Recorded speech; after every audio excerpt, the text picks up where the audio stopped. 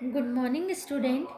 In this video, I explain you another calculation of sale of old assets. जब भी हम कोई old asset cell करेंगे तो हम उसका ट्रीटमेंट कैसे करेंगे.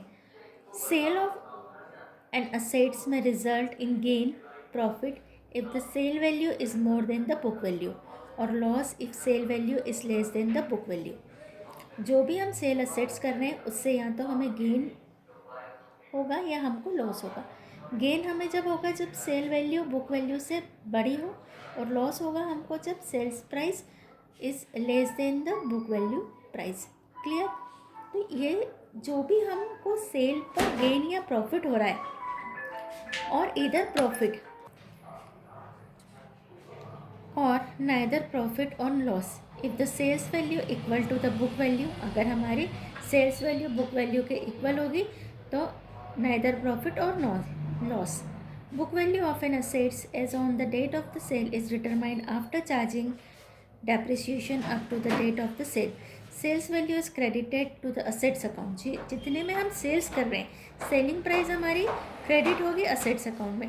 And profit and loss is the transfer to income and expenditure account.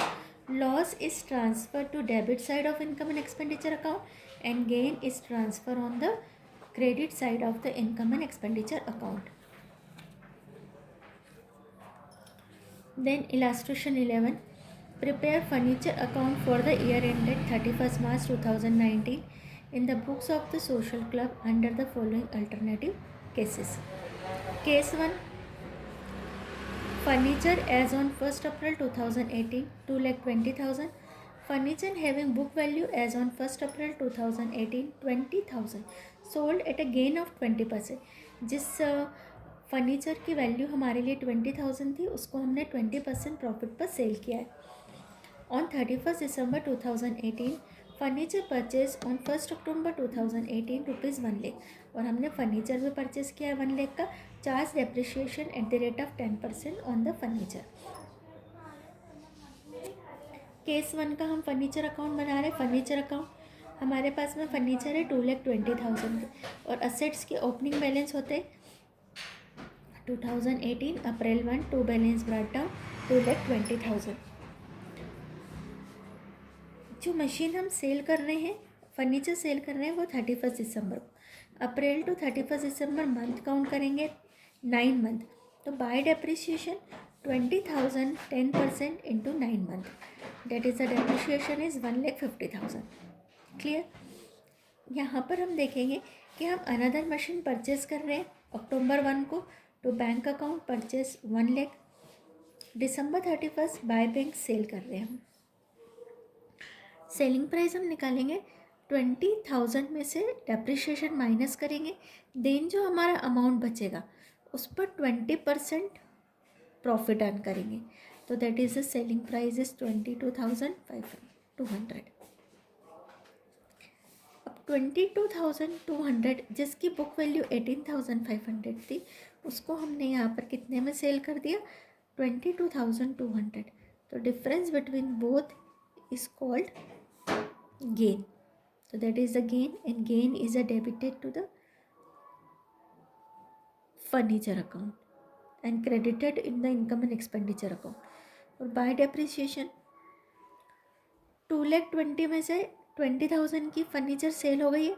हमारे पास फर्नीचर बचा है 2 लाख का. 2 लाख का 1 ईयर का डेप्रिसिएशन चार्ज करेंगे और 1 लाख जो हमने 1 अक्टूबर को परचेस किया है उस पर 6 मंथ का डेप्रिसिएशन चार्ज करेंगे और फाइंड द बैलेंस सीडी. ये आपको सॉल्व करना है. It is very difficult task for the student to solve this account. So you study about the furniture account and any doubt please ask me. Case 2. Furniture as on 31st March 2018 4,40,000. Furniture having book value as on 1st April 2018 40,000 sold at a loss of 20% on 31st December 2018. Furniture is to be depreciated at the rate of 10% per annum. Furniture costing 3 lakh was also purchased on 1st October. Clear? We prepare the furniture account. Book value है हमारे पास में on 1st April 18 4,40,000 to balance brought down. जो हमने purchase की है उसको भी आप लिख दीजिए, अक्टूबर 1 टू बैंक परचेस। देन जो हम फर्नीचर सोल्ड कर रहे हैं जिसकी वैल्यू 40,000 थी, उसको हमने 20% लॉस पर करा है। तो 31 दिसंबर को क्या है, सबसे पहले जो मशीन फर्नीचर सेल कर रहे हैं उसका डेप्रिसिएशन फाइंड कर लेंगे। देन हम उसका बैंक का अमाउंट निकालेंगे। 40,000 में से 3,000 तो डेप्रिसिएशन का माइनस करेंगे, लेकिन यहाँ पर प्रॉफिट था तो प्लस करके निकाले, यहाँ पर -20,000 करा। 37,000 -20% करके अमाउंट निकाली, और जो लॉस आया है उसको हमने फर्नीचर अकाउंट में क्रेडिट किया है by income and expenditure account, loss on sale of furniture. Then जो हमारा बचा हुआ फर्नीचर है 4,40,000 में से 40 का हमने सेल कर दिया, 4,00,000 का 1 ईयर का डेप्रिसिएशन चार्ज करेंगे 10% से। देन जो हमने अक्टूबर 1 को फर्नीचर खरीदा है तो अक्टूबर से 31 दिसंबर 6 मंथ का डेप्रिसिएशन और चार्ज करेंगे, और बैलेंसिंग फिगर में निकालेंगे हम बैलेंस शीट, ये हमारा बैलेंसिंग फिगर। तो ये solve this adjustment, very important adjustment. Every question of income and expenditure account we calculate the profit or loss on the sale of the fixed assets.